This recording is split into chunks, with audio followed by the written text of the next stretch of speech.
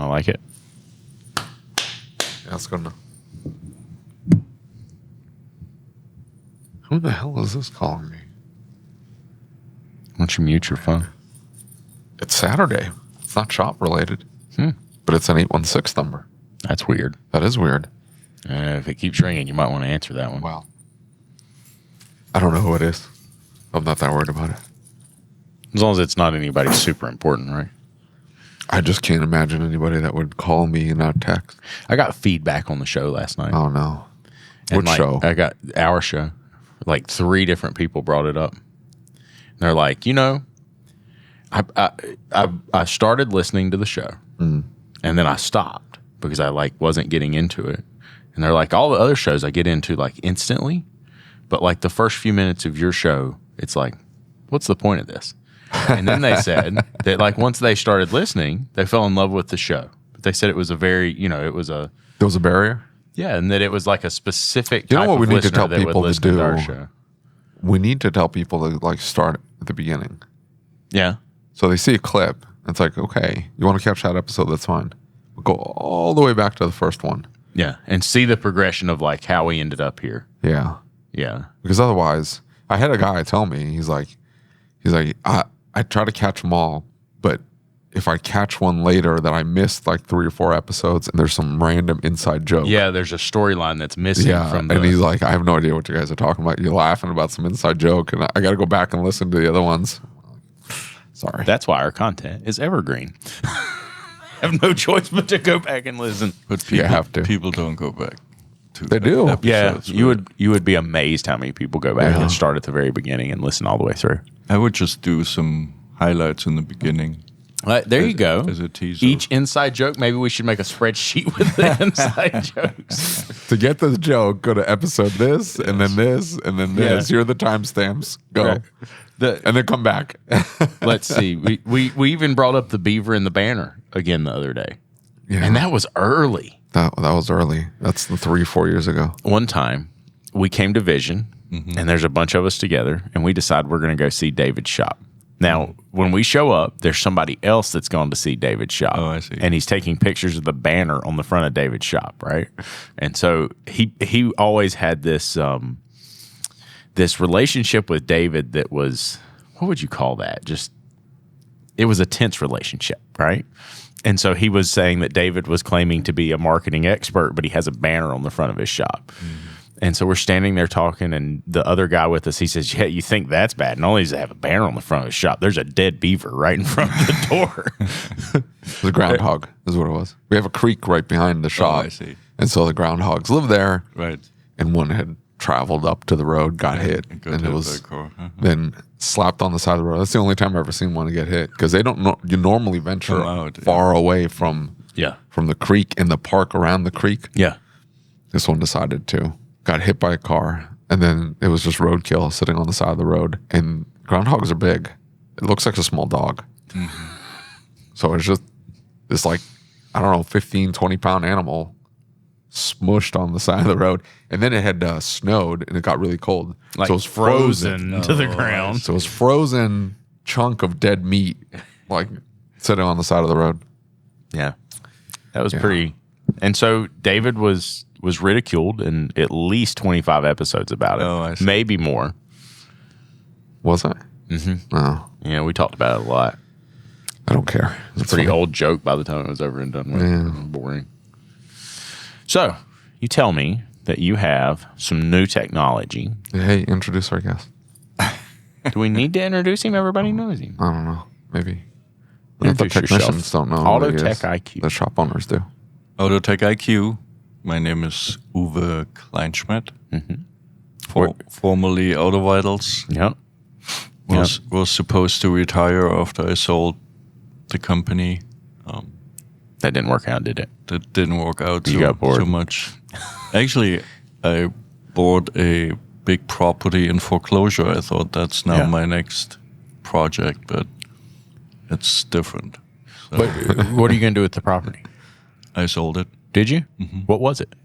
16 acres of vacant land and a 6,000 square feet, 2 buildings with ocean view in Santa Barbara. Oh wow. I think I would have kept the. Yeah. I think I would have kept that. I'm not gonna lie to you. I think I would have just kept that and sit on the beach. Well, no, hold on now. Do you still live in California? Yes, I do. Okay, well, none of this makes any sense. It would have made sense if he was like, hey, I moved to Idaho because I wanted to be free. Believe it or not, we were an escrow for a townhouse in Tampa. Really? Yeah. I like Tampa. I really do. Tampa's nice. Yeah. Yeah. It is.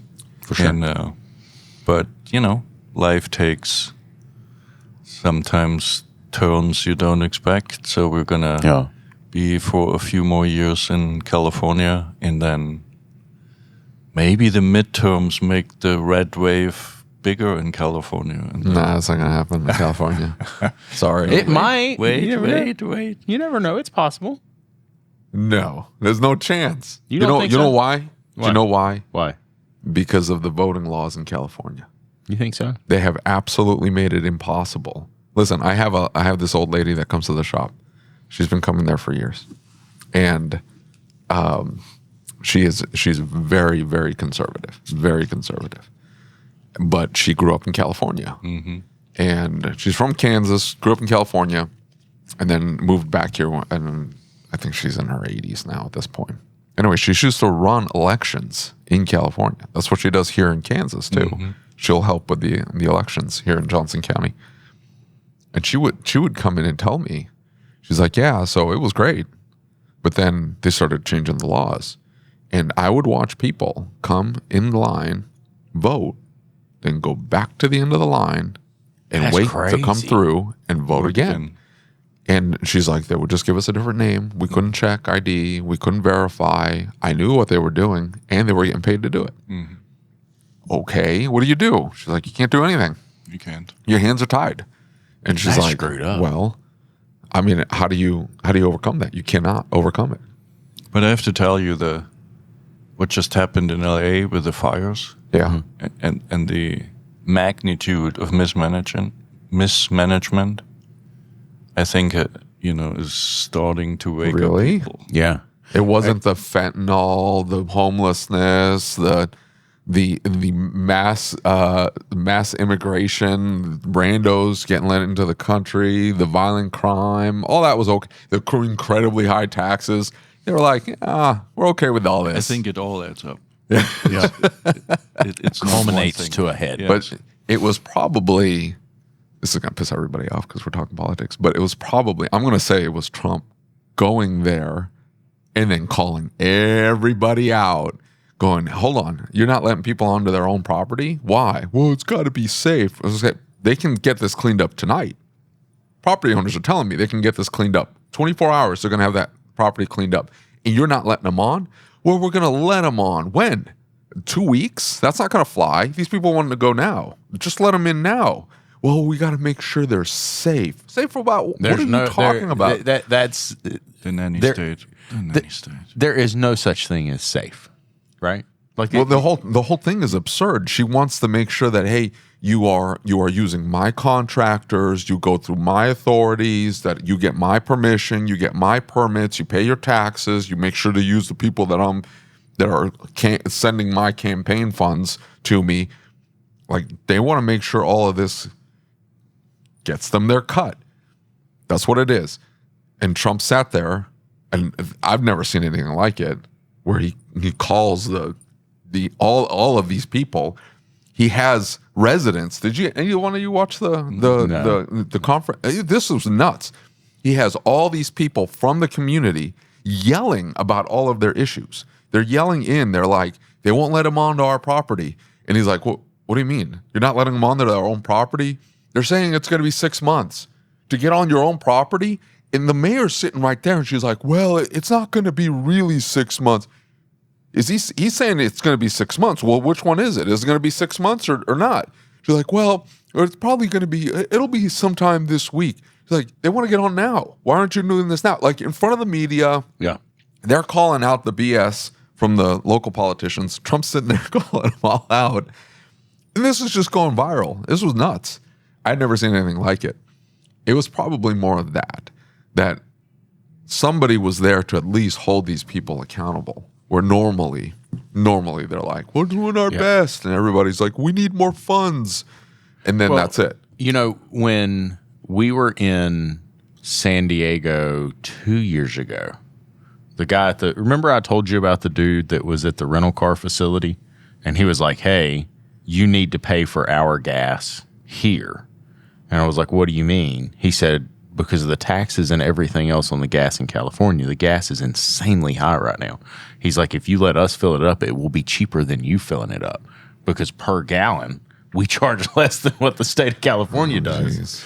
And so he was talking about it, and I went back and forth with him, and he said the majority of the working class, like in San Diego, he said, we know this is asinine. And he's like, there's no way that this can continue. He's like, because there's not going to be anybody left in California that can do the basic service work. He's like, we're all having to move out. There's just not going to be anybody here. And he said that sooner or later it has to crash. There's no way around it. And I mean, he was telling me like what he was paying for taxes and what he was paying for food. And all it does is push everybody underground. Yeah. Right. So all you have is illegal immigrants coming over. Some of them are legit, like they're entrepreneurial, like they're trying to make a better life. A lot of them weren't, but whatever. These people come over, they don't pay taxes, they don't have insurance, and they're doing the service work because the legit guys that were middle class, or middle class for California, which would be rich here in Kansas, but they were doing the best they could. They're gone. Yeah. So it's either you are completely illegal, not as an immigrant, but the business is illegal. There's no business license. You're not paying taxes. The vehicle has the registration plate doesn't even match the car. You know what I'm saying? And they know that if they get pulled over, there's not going to be any consequence. They're not going to get hauled off in jail. They're not going to get deported. They're in a sanctuary city, so they can fly by night. It doesn't make a difference at all. It doesn't make a difference. And the only people that are able to afford to stay in the city are the people that are well off. And then that's it. So you have this class of illegals, and then everything about them is illegal, and then well-off people, and then that's it. That's it. Nobody else. That's crazy. But overall, I think the signs are so clear. People now questioning whether they should send their kids to colleges like Stanford. Yeah, for sure. Whether to send them to college at all. Yeah.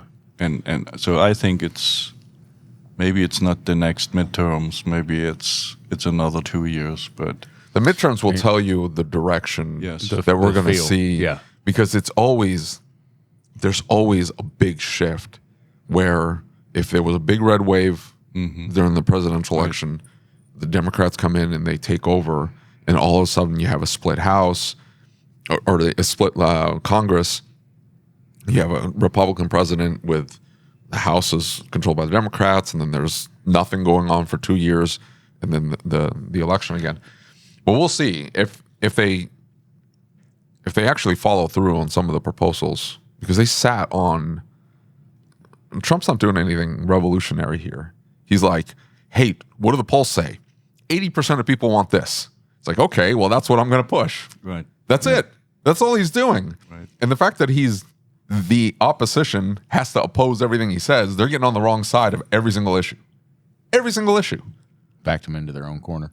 They're stuck. What are they going to do? They either have to agree with Trump, who's with the majority of Americans on everything,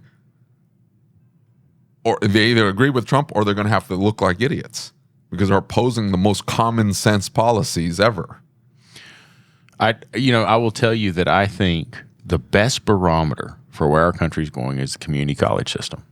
And the reason I say that... That's insane. Why do you say that? Well, because I've been watching it, and I'm involved with the community college system in our state. And the number of people who are saying, I don't want my child to go to a 4-year college, and the number of high school graduates saying, I don't want to go to a 4-year college, and the influx into the community college system, right? Because think about how much cheaper it is, right? And we're not, like the school's still making a profit. That's what's interesting about this, is they do get state and some federal funding, but the school's making a profit. They're not just going to the state year after year after year saying, I want more money, I want more money, I want more money. They're coming back saying, hey, we need this much money to serve this many pupils, and here's the amount of money we're giving you back for that, right? And here's where the money's going to come from. Here's how this is going to ebb and flow.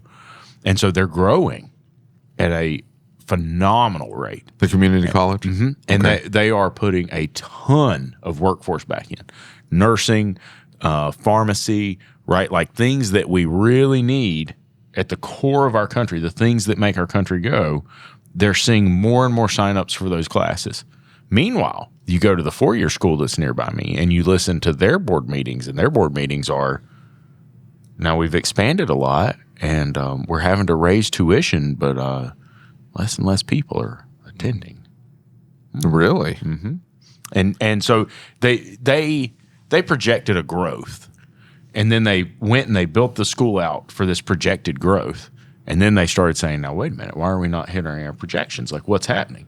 So what they did is they started building programs that coincide with community college. Yeah. They started doing nursing. They started doing other things and offering lower price tuition for the skilled trade type positions that they have. I thought that was really interesting. It shows you where we're going, right? For them to shift like that, because 5 years ago, to say that they would have buckled down on nursing as hard as they have, wouldn't have done it, right? They wouldn't have even considered nursing? Mm-hmm.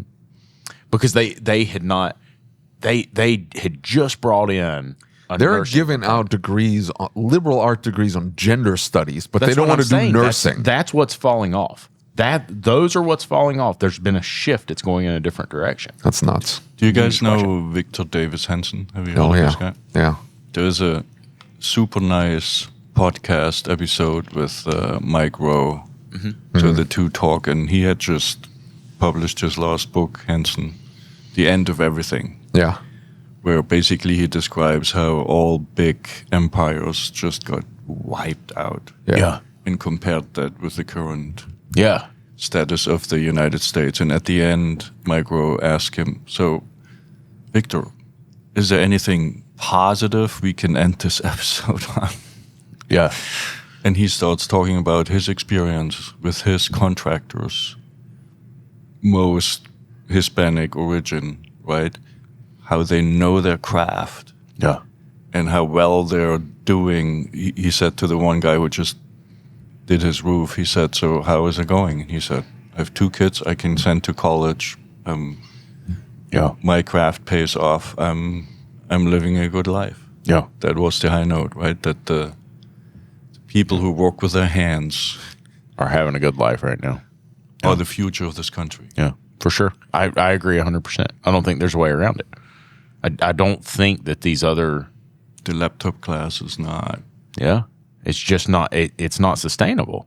Right? And, we've seen that in the family business a little bit, right? Because it was this push for higher minimum wage. It was this push for we need to earn more money. And I'm not denying that is true in some cases, right?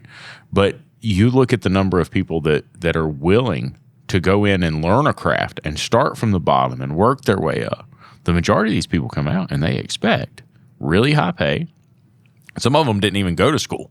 Well, I want to be a manager. I want to be this. I want to be that. Well, what work have you put in to get there? Right? Like, life doesn't just get handed to you. You don't have the experience. You don't have the knowledge. You don't have the ability to do the job yet. You can't just say, because you want to say, I'm a manager, right? You've got to work for it. There was a time at Autovitals where we were growing and need to hire desperately. And normally we would have interns from UCSB who then leave school and we hire them. Yeah. We couldn't hire them. They were looking for retirement, had nothing to offer. Yeah. And so I'm scratching my head, and then I came up with the idea, highly politically incorrect. Let's just hire second-generation immigrants or athletes.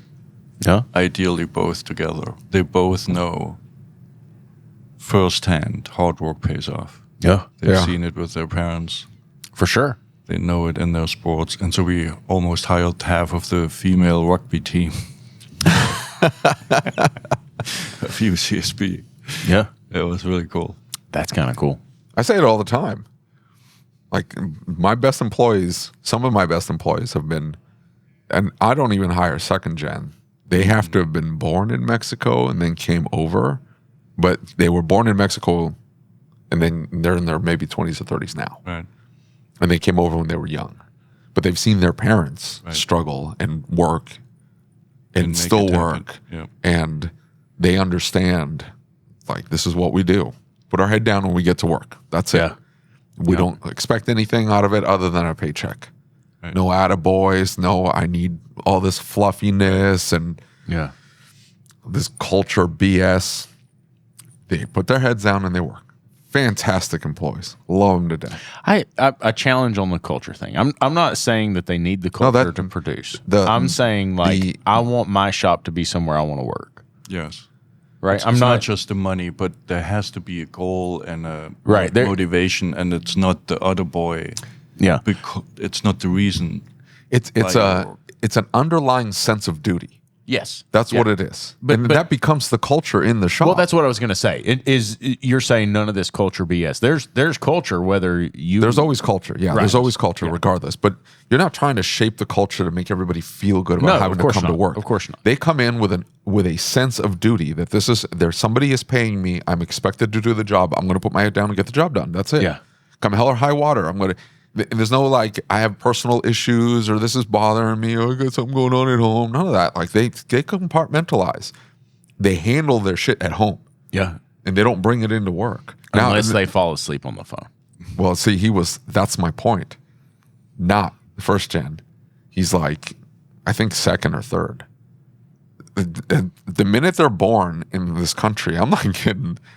And then if the parents were born in this country and the grandparents were immigrants, they were born in this country, or the parents were, and then they were born into it, it's not the same. Then they're just like everybody else. Just terrible. Lazy. Entitled. I don't know. I grew up in a communist country, right? Which one? East Germany. Oh, okay. Yeah. That's pretty communist. That's as communist as it gets. And I don't know. For me, was part of the political movement late 88. So the wall came down in 89. Yeah. I remember sitting in a meeting in college still where we had a list of all the current, starting with the principal, all the officials, right? And put names next to them who we were going to replace them with. Right. And we were so enthusiastic about the change, but we didn't want to have the copy of the West German society. Right. It was really interesting. We were looking for a third way, right? Really? Why was that? I cannot really tell you. It didn't feel right just to copy something, I think. Yeah. And what then happened, so that the movement I was part of got basic. So you have to imagine we had no money, no means, nothing. Yeah. I don't know whether you remember those old cranking things with copy machines. Yeah. Oh, yeah. Smelling like hell. I used that to copy our program and hand it out, right? We had nothing. Yeah. And then the Christian Democratic Union, the West German party, came over, gave us copy machines and cars, and they basically purchased the movement. Yeah. Oh, man. Yeah. And Chancellor Kohl at that time was on the edge to losing the next election. And so he just said, guys, so the normal exchange rate was 1 to 6. One West German mark was 6 East German marks, right? I mean, yeah, rightfully so. And he just said all the family savings will be exchanged 1 to 1. So guess who won the election? Yeah. Yep. And then lots of money transfer, right, from the west to the east, which led in some portions of East Germany to 30% unemployment. Holy cow. Because everybody wanted to buy now with the new money West German products and forgot the local products built by local people. Shifted a whole economy overnight.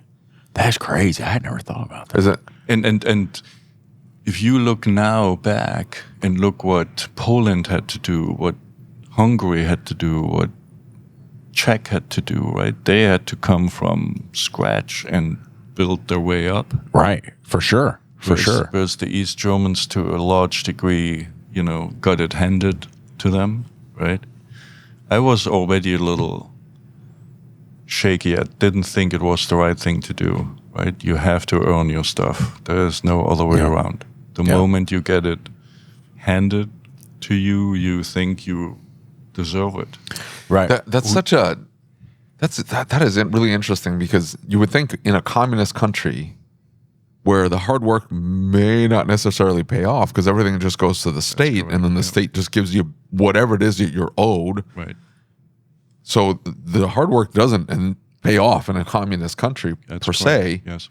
But you still had that ingrained in you that, hey, we still have to work for what we're going to get. The German culture, right, being the 40 years of communism hasn't wiped that out, right? I mean, normally you would go between East and West Germany and you would see immediately where the border is just by looking at the buildings. Yeah. Right? There are areas in East Germany where I went to college, you wouldn't see a difference. There was still, my home is what I'm proud of, and they would put everything in, right? So 40 years was not enough. But if you compare that with the former Soviet Union or now Russia, they never knew, right? They went from being owned by their landowner to communism directly in 1917. So they never even noticed it. They just didn't even...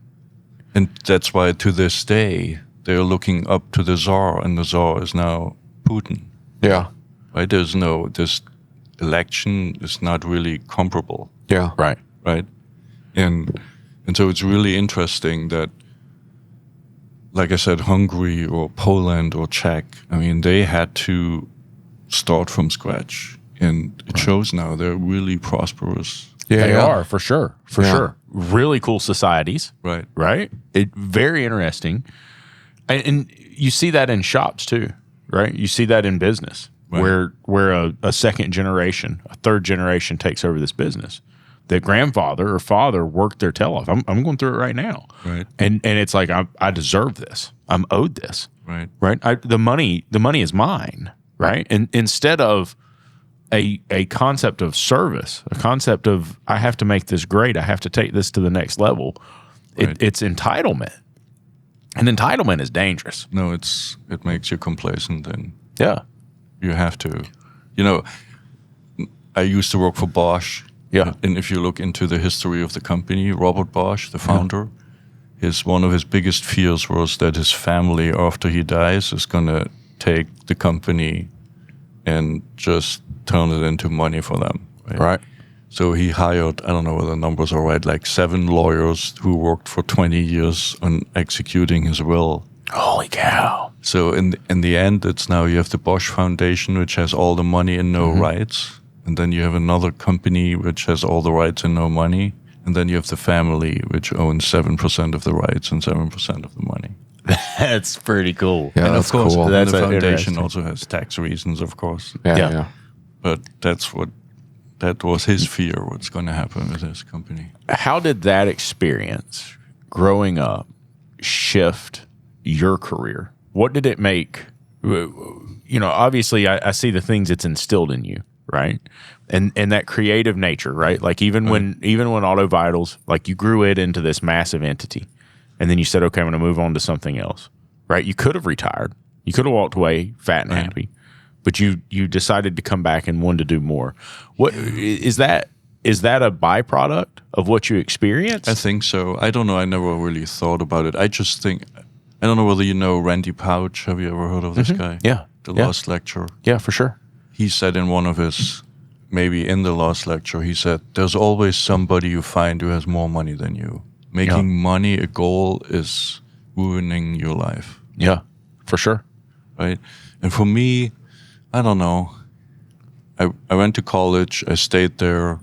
Had a PhD, not for the title, just to stay longer at college and do what I had fun doing. Right? Yeah.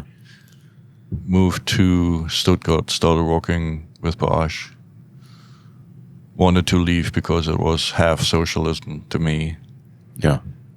My head of department couldn't even give an intern an incentive of $100 because the whole hierarchy didn't allow a guy who was responsible for 100 people to give somebody $100. I thought, Yeah, for sure. not my thing. And then I was part of a company, a subsidiary of Bosch. We started with 43 people in 94, turned 600 people in 2000. I mean, huge growth. And we were helping all the OEMs and their suppliers to do the transition from mechanically controlled cars to computerized cars, right? Right. So I was responsible for a product. You could drive a car with a laptop mounted to the dashboard and change the bits and bytes of the power control unit while driving. Oh, wow. Right? And it was a huge hit. And so that made me, I mean, just enabling new things and see how it pays off. Yeah. Right. Started driving me. And so I went on a world tour in 99 to all the sales offices we in the meanwhile had everywhere where there were cars built in the world. And in the US, I was so impressed by the enthusiasm of my co-workers that I went back to Germany and said to the CEO, what about we are building products for the American market? American engineers work differently than German engineers. They need different products. And his answer was, can you move next week? Oh, wow. That's awesome. And so 6 months later, I started. And then Bosch came back to us and said, doing well, congratulations, should we acquire companies for you? Other companies. And so, yes. So they acquired a diagnostic company, Vitronics, you might remember. Yeah. Oh, yeah. Yeah. In Santa Barbara. So that's how I ended up in Santa Barbara. And then I met real entrepreneurs, you know. I had no clue how to spell it in East Germany, right? It's not a thing in East Germany. And in this case, it was Klaus. He founded GoToMyPC. Yeah. That's what we use. Yeah. Sold it and wanted to find out what next industry he wants to go into, and surrounded himself by 5 other people from automotive. I was one of them, still working for Bosch, for the Bosch subsidiary. And it took us 6 weeks. And at the end of the 6 weeks, he said, nah, those stubborn shop owners are not going to buy software, and went into property management instead. Okay. And I went to Bosch HR and said, can you fire me? I need the severance to bootstrap the company that became Autovitals. Really? That is pretty crazy. I did not know any of that. That's pretty cool. And so back to your question, I learned enjoying risk. Yeah. Right? So one of my favorite slogans is be comfortable with the uncomfortable, right? You're constantly for sure trying to find new ways. And I enjoy that. I get a kick out of this. Productive discomfort. Yep. That's really interesting. We'll see where it takes us. And so now here we are. He was telling me before we came in here that he has got a new concept that he's working on with the DVI pictures. I'll let you explain it to me, because it's really neat. So I have now certified, I don't know, hundreds of shops. Yeah. And the common denominator is that, yes, we have a DVI tool now, but the process hasn't changed. It's still the paper-based inspection process where the service advisor on the phone explains what's on the picture. Right. That's nuts. Sorry. David doesn't even speak to his clients. He doesn't even care if they get a picture. He just sends over the estimate and says, give me money. He has gone through my entire DVI. I took enough pictures. Yes. The notes were not sufficient, and he said put more arrows in, which we've absolutely implemented in. Yeah. And so instead of now trying to convince every shop one by one that you have to consider treating your customers as somebody you need to empower instead of speaking from authority. I'm the expert. I tell you what's wrong. Approve here. Right? I challenged my team like 3 months ago. I said, AI should be able to do that. Just identify what's wrong by just looking at the picture. Sure. And then point it out and add the text. And we came up with like 5 things which need to be in the text before the customer sees it. And basically manipulated the AI that those 5 things are in the text. That's really cool. And now last week we had the first prototype, applied it to, we just took random inspection pictures, focusing on batteries, leaks, and fluids. And the AI did its magic. Yeah. So now for fluids, for example, for leaks, we don't use arrows or circles anymore. We let the AI outline the leak on the picture. Oh, that is awesome. I know, right? That is so cool. And so, like, for Hold me... on. I got to ask a question. So, Yes. is this going to be a plug-in on existing DVIs? That's the goal. Oh, that is awesome. We don't want the shops to change their tool. We just want the shops to go to the integrate DVI what you tool have. and say, Yeah. Can you? Oh, that is awesome. That's what you were saying about standardizing the language. Yeah, for sure. And so that's my thing is, like, right now I have to do DVI audits and I have to do repair order audits. Yep.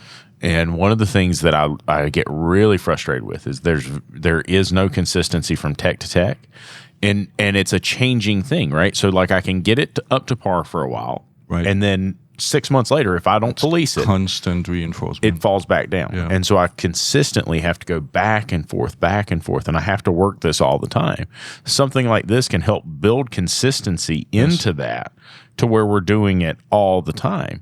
You know, you're big into software and you've worked with a lot of different software companies.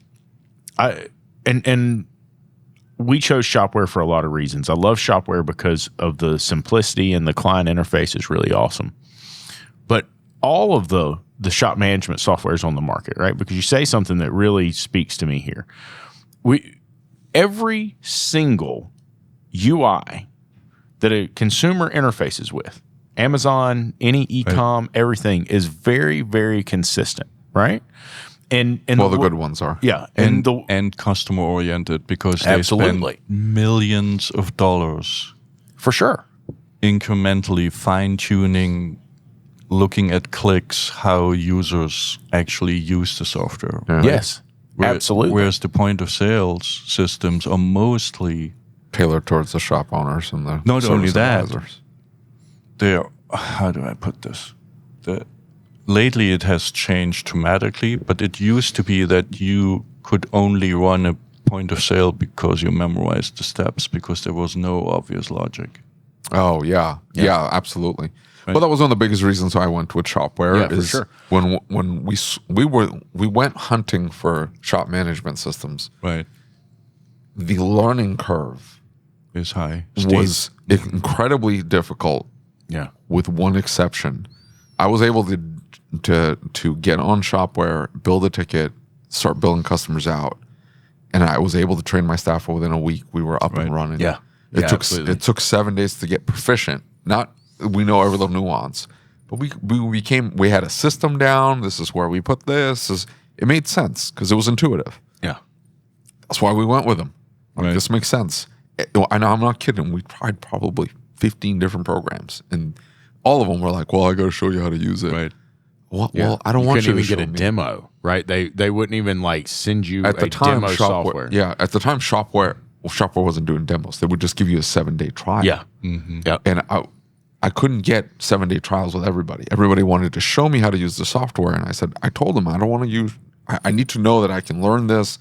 It makes sense, and then I can teach my staff. Yeah. I'm not going to have everybody sit through demos. They were one of the few that. Here you go. They're like, yeah, I'm going to turn it all on. Go nuts. But I also have to say, if you have an underlying process and it's clear, your shop knows what to do first, second, third, you should actually rather look for a point of sale which supports that process. Yeah. Than whether it's easy to find out where to click. I mean, they both are probably equal in their 100% importance. agree with you, except that you would find that 85% of shops don't have a clear process. Yeah, for sure. And so They kind of fly by it the makes seat of their pants. sense to take the shop management software then, right? Because that's what I did in my shop. Is I took the shop management software and said, okay, let's build a process. Let's develop our process around the shop management software, right? It's the core of the organization at that point. And so we build off of their processes and the way they envisioned it working, right? And that was life-changing for us. And you know, because Carolyn is a very, very smart human being. And she was running a very successful shop.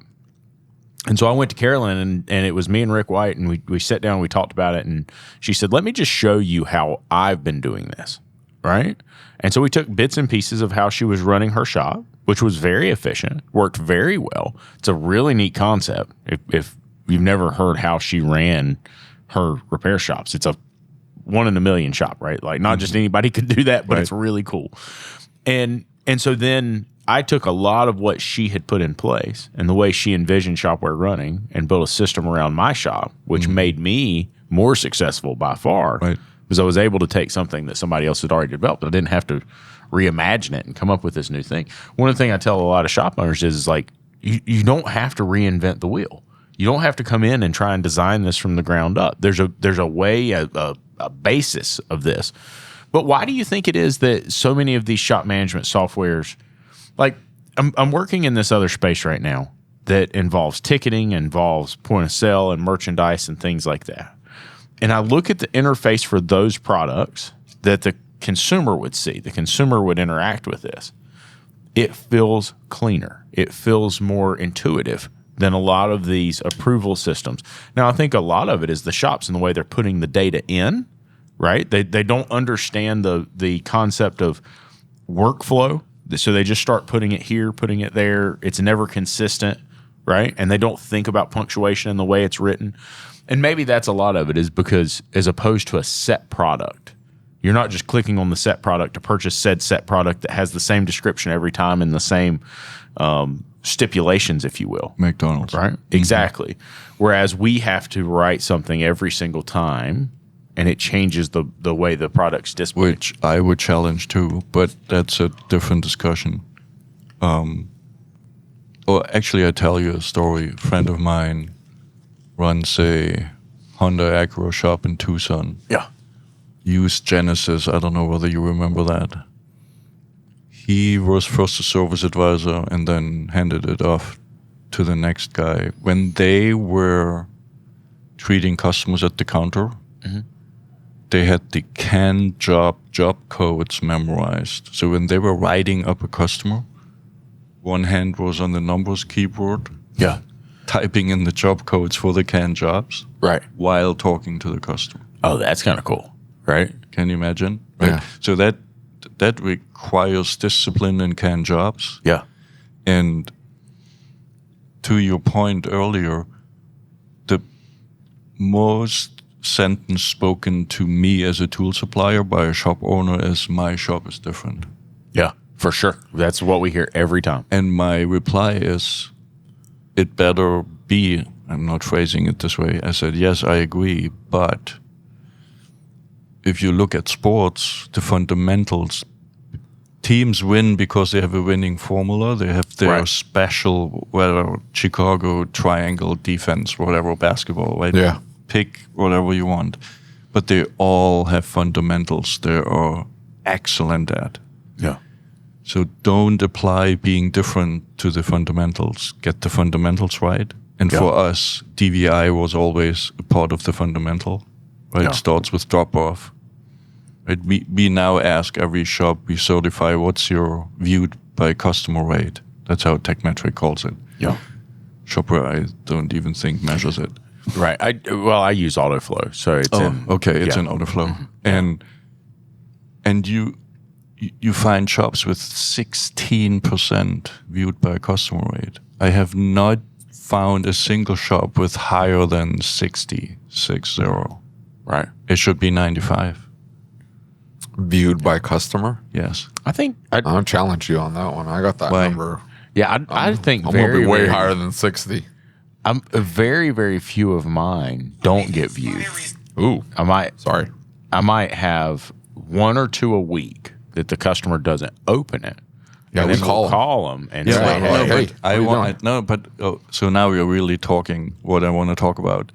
If you have to make your customer open the inspection during the phone call, your drop-off script is not worth, yeah, Yeah, I can see sure. that. right? Because you get the biggest, highest approval rate if you empower your customer, leave them alone with the information, and have them ideally call you back and ask questions yeah, instead of downloading information. If the service advisors talks 90% of the time and the customer 10% of the for time, you have a problem. yeah, It should be 60% customer asking questions and 40% service advisor I agree. answering, right?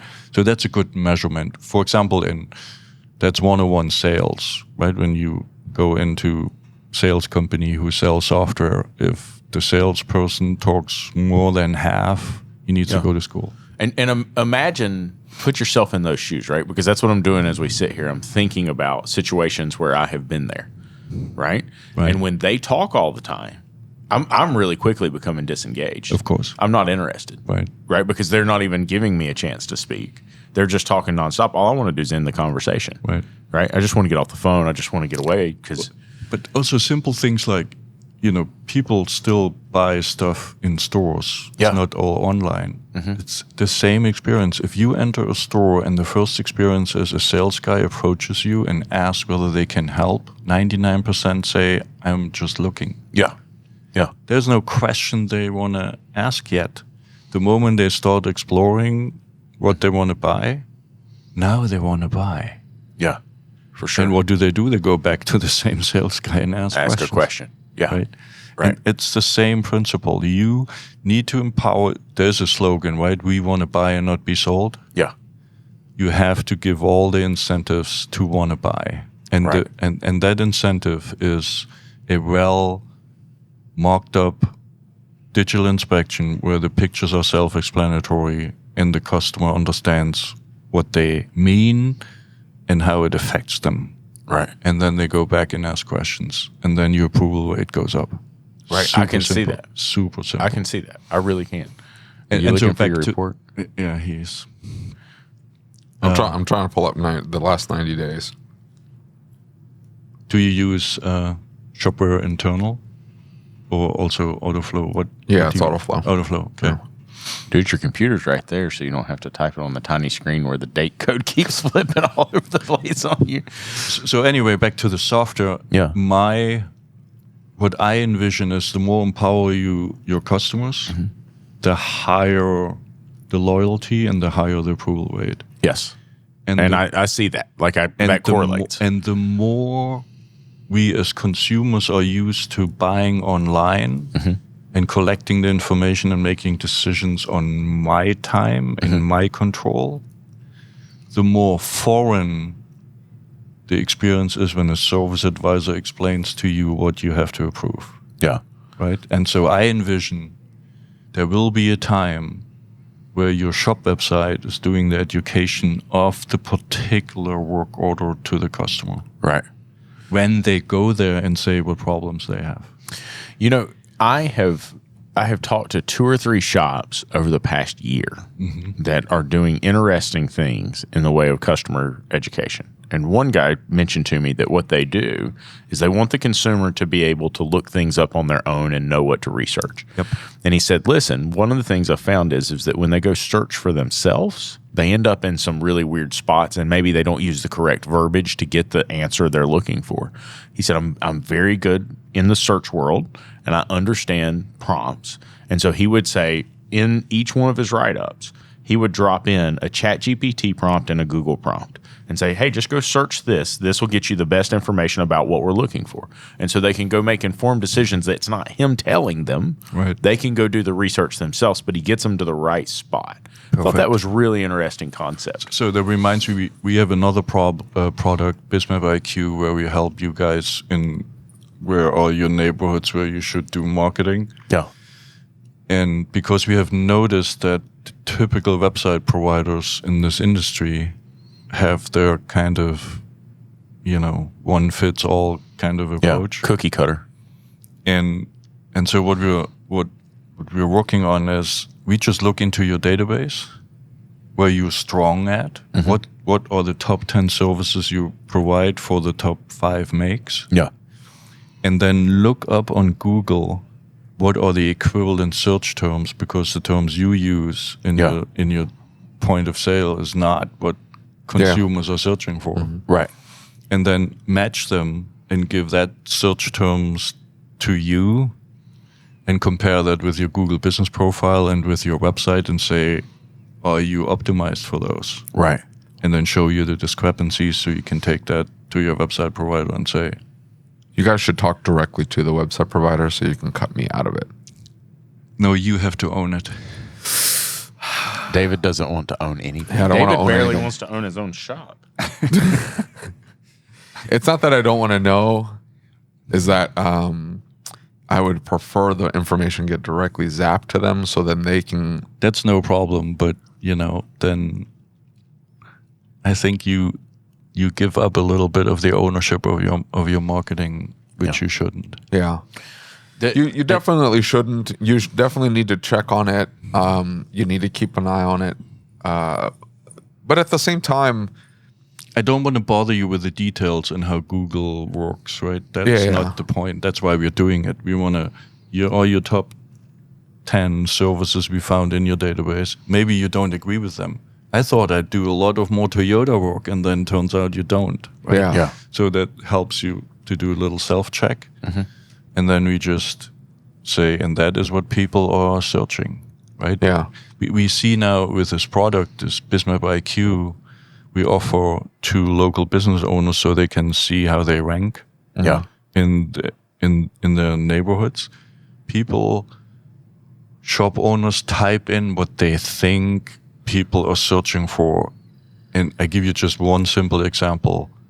The amount of search volume where the make is combined with the term repair, like Honda repair, is only 25% of the number of Honda service. Wow.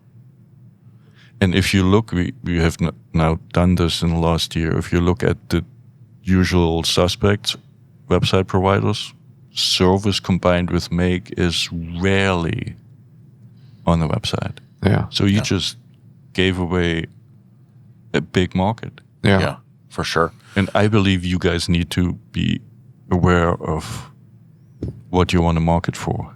So I got feedback from one of the website providers, but then they compete with dealerships. I said, they do that anyway. So what's the argument? Yeah. And it just helps the website providers rank you higher and give you a report and say, look, you do very well for Honda report. Right? Yeah. It's much harder to compete with dealership websites. I agree with that, but you should go for the highest search volume. And you can still differentiate. You can still differentiate yourself from the dealership, especially if the car's out of warranty. Like one of the things that we say is that we have triple the warranty, right, for any but repair. I go purely by search volume, right? What are people educated about what to search? Right? Yeah. The highest is tires, by far. Sure. Then auto repair, mechanic near me. This is another interesting topic, right? This industry is trying to elevate itself and say, we cannot call ourselves mechanics anymore. We are all technicians. Don't even think that. Right, your customers think of you as a mechanic, and there's nothing wrong with being called a mechanic, in my opinion. Just terminology. It's just terminology. Yeah. And the mechanic search volume is, 10 times higher than technician, or even more. Right? Here a couple weeks, months ago, through this whole thing going on with another business, right? I inherited a website and began to look at the SEO on that website. And the SEO was 70% targeting the name of the business. Oh. And I'm like, that's a thing? So I'm going and looking it up because I've always been taught you don't do that, right? So I go and start looking it up to see is there a reason, right? Because in this whole situation, there's been a lot of things that I'm trying to figure out. Like, am I missing something? Am I just stupid and I don't see the logic in this? It's like, I better make sure, right? And so I go do research, and it turns out there was an independent study that says 20% of privately or independently owned businesses, their website and all SEO efforts target the name of the business. And I'm like, that sounds stupid. No, it's right. Like that. It's not. So it's called branded search. So right. There's non-branded search and branded search, right? Non-branded is auto repair, brake repair, blah blah blah. If you start your business, you have basically two chances. Your brand ranks because word of mouth makes people search. Yeah. Or Google Ads. Right. So in the first 3 months, that's all you got. Right. And then you can start ranking for the other ones, right? But if I search AutoTech IQ, yes, and I search that name, yes, your website's going to come up. Yes. Right? Your business listing's going to come up. And that doesn't even if I don't target in SEO, the name of maybe. No. His point is that you don't want to search AutoTech IQ and some competitor is number one ranked. For sure. That's all it is. Of course. And I'm not that all your efforts should be going there. But that's what I'm saying. In this case, all of the efforts were on the brand. They just stopped at phase one, their website provider, right? They just in phase one, your name carries you to a certain degree unless you just started the shop from nothing with a new name. Then it's a different game, right? But there is a certain traffic on your website will be branded, and that's fine. Use it, right? Make it easy for the people to find you. And it's not necessarily true that unless you have a very unique name that you pop up automatically. Right. You have to do a little bit of SEO, not much. For sure. Right? For sure. But I mean, like, it has to be on the website. You have to have it mentioned. Yes. But I mean, like, it just seems to me, especially in the automotive space, if that's all you had, you're leaving a lot on the table. I mean, you will not survive, in my opinion. Right. Yeah. But 20%? That's all they have. Yeah, they're just lazy. David, are you just lazy? You just hired shop marketing president. 85% is what my open rate is for my customer. 85%. Good. Last 90 days, 85%. Very good. So we do. You're right though. We shouldn't have to call. Yeah. Yes. It's rare that we do because you have to prompt them. Like, you got to watch for the text message. Yes. It's one out of maybe 25 or 30 customers that you're like, what But the challenge is there's a lot you tell your customer at drop-off, right? And so we send you a DVI is, I don't know what, 2% of the message. So it goes, it's easily overlooked. So we recommend put a poster in your greeting room which shows exactly the 3 steps. First step, this is how the text message looks you're going to get in 90 minutes or whatever the time frame is. Yeah. When you click on this link, this is what you see. And here is what red, yellow, green means. So you're preparing them on the picture with pictures. I like that. Right? Yeah, that makes sense. And then you just point to tapping the sign. Like, don't make me tap. And it sets a hook. And if they're excited about it, they're actually waiting for it. Yeah. Whereas in the other way, they get a text message from a phone number they don't have in their address book. Yeah. So it gets either flagged, or you look at a text message which pretends to be the shop, which asks you to click a link. What do you do with text messages which ask you to click a link where you don't know the sender of? For sure. Delete, right? Yeah. And so that's why this poster thing is really helpful. And we always say with DVI, pictures are worth 1,000 words. So why not prepare the process with a picture? Yeah, that makes sense. Explaining the process. I have really considered, and I think view rate would be low on it, but I have really considered a series of videos that goes from everything from making your appointment, dropping your car off, getting the text message, making the approvals, right, walking them through the process. Yes. And my thought is that might be an investment for 15% max to actually watch the video. But my thought is especially our older consumers that come in and struggle with the technology, if I could give them a video that they could watch. Now, I still think it would be cool if Shopware made. I don't think it's going to be beneficial for older customers. I think in the introverts, in the I don't like going there because I don't know what to expect kind of person. Yeah, I could see that. And it definitely helped. We did one about drop-off a while back, and it really helped. But I guess my thought is you give that to them, let them peruse it, let them go through it. It makes it easier. I still think that Shopware should develop a kiosk or client portal that they can log into the portal themselves. That's one thing that I have noticed that's different in the perspectives of clients as opposed to clicking a link.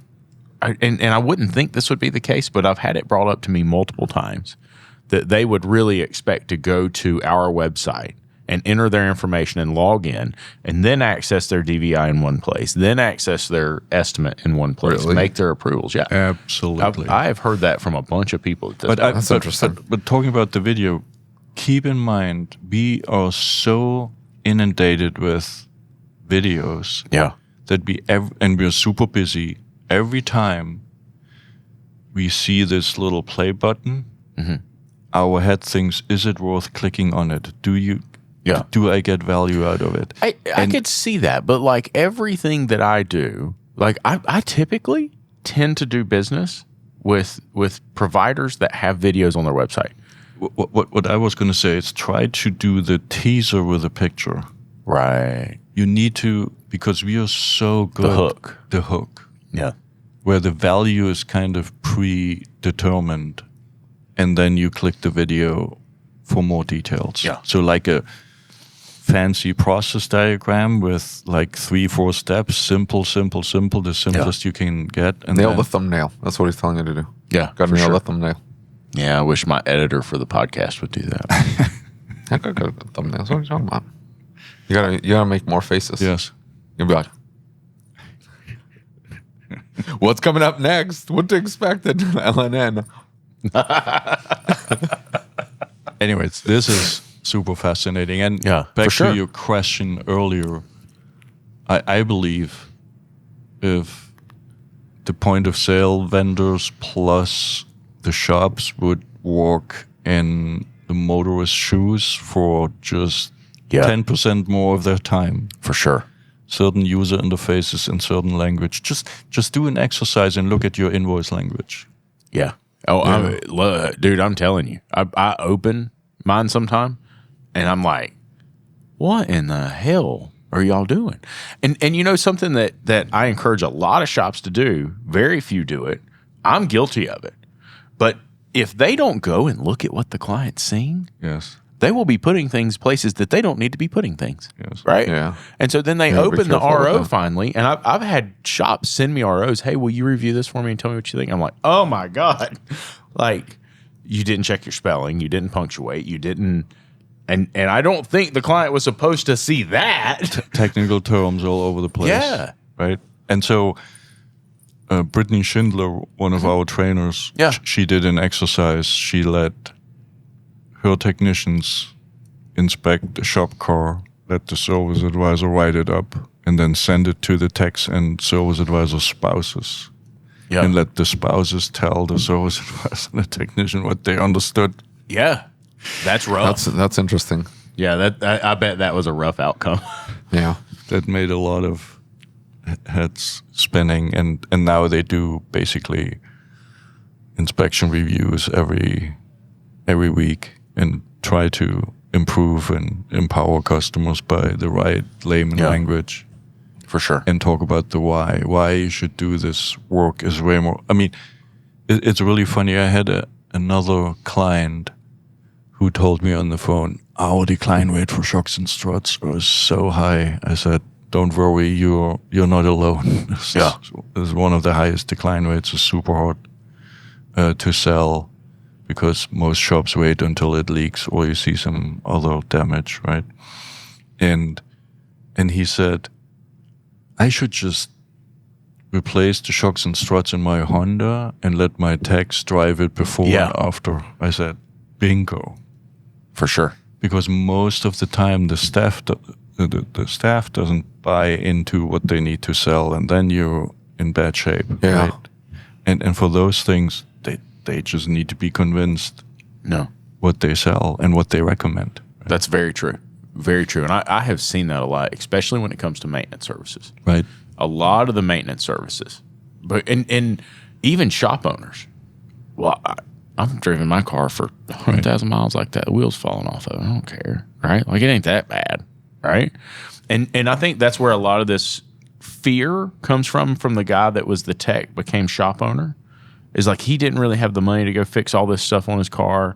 He knew how far he was going to drive. If it broke, and if it broke down on him, he knew how to fix it, right? And he never took into account, well, that's somebody's wife, and she might be driving home from the airport at 2 a.m., right? Like, that's a thing. Yes. And so I think that we overlook that, and we don't put as much value into those things as we should, because a lot of shop owners, especially techs turned shop owners, say, I don't want to rip anybody off. I'm not telling them about all that stuff, right? No, you're supposed to educate them and help them make qualified decisions. You can't look at it from your perspective because you have the curse of knowledge. You have information and details about that, and you would be able to solve that problem. Starter goes out in the middle of the night, buddy, you'll crawl underneath there with a hammer and smack the hell out of that thing, right? I don't care. It doesn't bother me. I'll call David to come get me, right? Not a big deal. But for them, it's very different. That's a very scary experience, right? That's the biggest, in my opinion, from watching this now, is the service advisor mindset to not look at themselves as the authority and expert. Yeah. But go to the layman level, trigger questions, and answer the question. Amen. I like that a lot. But that's the formula for success, in my opinion. I don't disagree with you. I think that's a really cool concept. The DVI feature, when is that going to be live? And who's signed up with that yet as far as DVI companies go? So we're talking to Autovitals, no surprise. Okay. And if everything goes well, we gonna make an announcement very soon. Okay. But I also want to talk to everybody else. Okay. Talk to Chris, Autoflow, TechMetric, and so on and so forth. Sounds like a plan. We'll see what they say. We'd love to have you back on and talk about it when it starts getting implemented. Maybe do some demo videos on it. We'd love to. Awesome. Yeah, that would be awesome. Sounds good. Thank you for being here, sir. You can stop by and we can show you what we do already.